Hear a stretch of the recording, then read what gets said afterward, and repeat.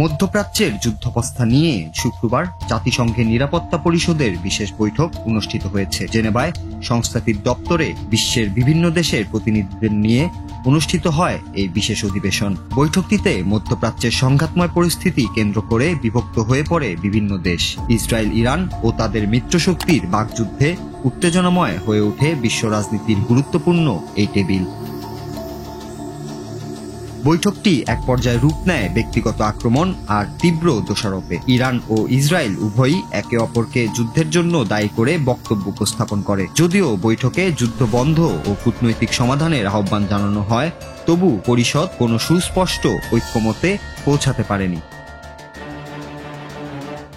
গত সপ্তাহে সরাসরি ইসরায়েল ইরান সংঘর্ষ শুরু হওয়ার পর পরিস্থিতি আরো জটিল আকার ধারণ করে। ইসরায়েল দাবি করছে ইরান পারমাণবিক অস্ত্র তৈরি করছে, যা তাদের অস্তিত্বের জন্য হুমকি। এই যুক্তিতে তারা তেহরানে বিমান হামলা চালিয়েছে। এর জবাবে ইরান ইসরায়েলে ক্ষেপণাস্ত্র ও ড্রোন হামলা চালায়। পাল্টাপাল্টি হামলার এই ধারাবাহিকতা এখনো অব্যাহত রয়েছে।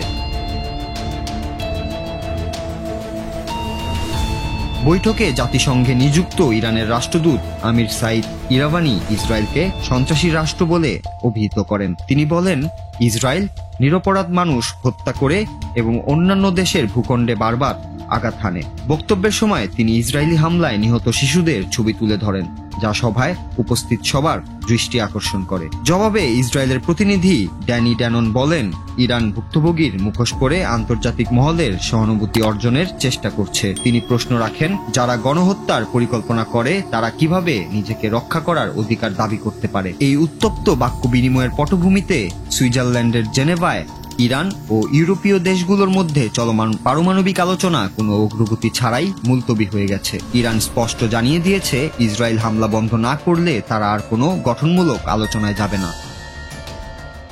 নিরাপত্তা পরিষদের বেশিরভাগ সদস্যই সংঘর্ষ বন্ধ করে শান্তিপূর্ণ সমাধানের পথ খোঁজার পক্ষে মত দিলেও কে দোষী সেই বিতর্কই বারবার আলোচনার কেন্দ্রে চলে আসে।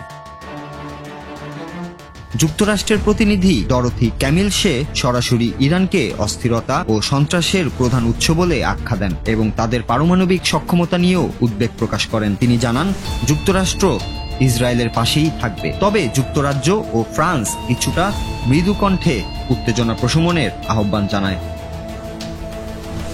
অন্যদিকে রাশিয়ার প্রতিনিধি ভ্যাসিলি নেবেনজিয়া পশ্চিমা দেশগুলোর দাবি নাকচ করে দিয়ে বলেন, ইরানের পারমাণবিক অস্ত্র তৈরির অভিযোগ ভিত্তিহীন গুজব। তার ভাষায়, পশ্চিমারা ইসরায়েলি আগ্রাসনে সহযোগী হয়ে উঠেছে এবং এই ভূমিকাই ভয়াবহ অস্ত্রের মতোই বিপজ্জনক।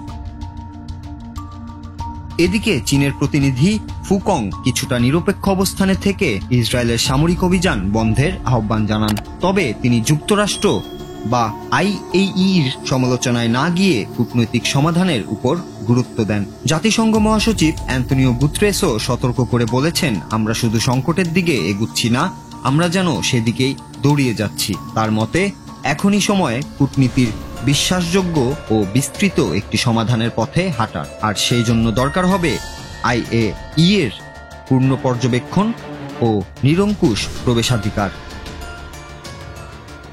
মধ্যপ্রাচ্যের এই সংঘাতে এখন পর্যন্ত ক্ষয়ক্ষতির দিকটাও ভয়াবহ।